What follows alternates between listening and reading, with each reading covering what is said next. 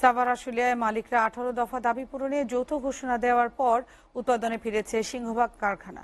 তবে আজও শ্রমিকদের বিভিন্ন দাবিতে 16 কারখানা বন্ধ রয়েছে। সেখানকার বর্তমান পরিস্থিতি জানাতে সরাসরি যোগ দিচ্ছেন আমাদের সহকর্মী সাদ্দাম হোসেন। সাদ্দাম, আশুলিয়ার পোশাক কারখানাগুলোতে এখনো স্বাভাবিক কার্যক্রম শুরু হয়েছে কিনা, কেমন দেখছেন?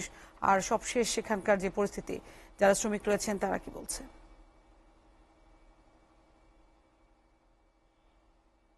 ধন্যবাদ। আপনি যেমনটা বলছেন, শিল্পাঞ্চল আসলেই আর কিন্তু অস্থিরতা কাটিয়ে গত কয়েকদিন যাবতই কিন্তু স্বাভাবিকভাবে উৎপাদন ব্যবস্থা স্বাভাবিক রয়েছে।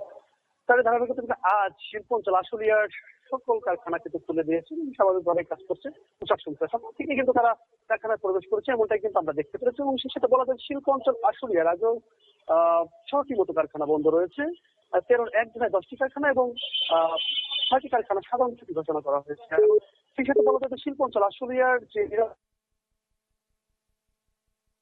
এবং এই র্যাব, বিজিবি, পুলিশ, সেনাবাহিনী কিন্তু তাদের তৎপরতা রয়েছে। এবং সেটা বলা যায় শিল্পাঞ্চল আশুলিয়ার গতকাল কিন্তু ভোটের দিনও আপনার 63-টির উপরে কারখানা কিন্তু চালু রয়েছিল। এবং বলা যায় যে এখানকার যে কারখানার শ্রমিকরা ছিলেন তারা কিন্তু কারখানা উৎপাদন যে ঘাটতি পোষাতেই কিন্তু শ্রমিকরা এই ছুটির দিনও বন্ধের দিনও কিন্তু কাজ করেছে, এমনটাই আমরা জানতে পেরেছি। এবং আমি যদি একটু বলি যে শিল্পাঞ্চল আশুলিয়ার যে অস্থিরতা এবং যে সাধারণ শ্রমিক মালিক পক্ষের সাথে যে বনিবনার যে বিষয়টা ছিল, এটা কিন্তু যৌথ যে আপনার মিটিং এর মাধ্যমেই কিন্তু এই শিল্পাঞ্চল আসলে অস্থিরতা বলা যায় যে অনেকটাই লাঘব হয়েছে। এবং সেই সাথে বলা যায় উৎপাদন ব্যবস্থা স্বাভাবিকভাবে চলছে।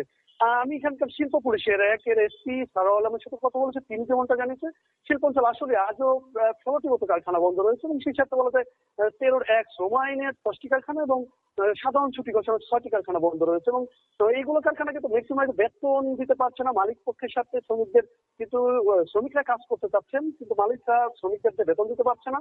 তো এইগুলা বনিবনা হচ্ছে না এবং এর প্রেক্ষিতে কিন্তু এই কারখানাগুলো বন্ধ রয়েছে। তো এই ছিল আমার কাছে শিল্পাঞ্চল আসলে সর্বশেষ তথ্য।